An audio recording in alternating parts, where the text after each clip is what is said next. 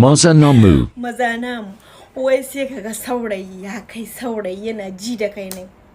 Sai ya zo gurin ki mace sai ya ce kai babe ni wani haka da kin ga hada min gare ina bala'in son ki. Sai ki tambaye shi ki ce misa kaka so na halayya ki tarbiyya ki komi naki yayi min gashi baki da jin kai baki da minana.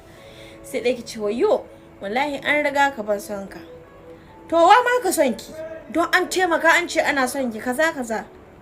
To bane ya ce ki an ka yawo da ke kenan saman tire kila har wani zai zo ya aure ki. Daga ya ji za a auren ki ko wani abu wani ya ce yana son ki zai je ya bata al'amarin nan.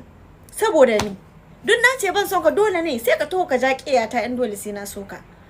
Ko kuma ce wannan yarinya ai iska ta gunguman mai iska wannan wane ta dade tana iskanci ba ta sani ba. Wala iska ta okay da nace ban son ka shi da na zama iska. But before wallahi launa ko to ban so. In son ka zai sa ka ce gunguma kaga in baka da kuɗi ci gaba da jan carbi kana la haula wala quwwata.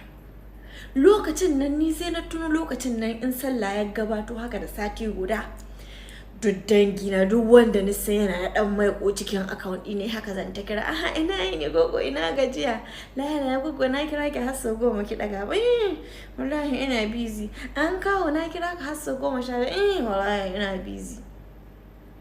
Yanzu duk kudin su ya kare ni ta Allah to ya dauka yanzu ina tashi in ga 15 miss call nayi sallah sura yanzu kwana nawa nayi su yoshi da ni sun ki hoshi da ni duk ban iya sayar rago nayi su yoshi da ni sun ki hoshi da ni shi na ni rasa mahita na dai kirkiro hoshi ba su yi min komai ba amma gaskiya ni goggo wallahi kin ban mamaki sai dan kashi bata min komai ba gaskiya ka ban iya sayar rago ya isa.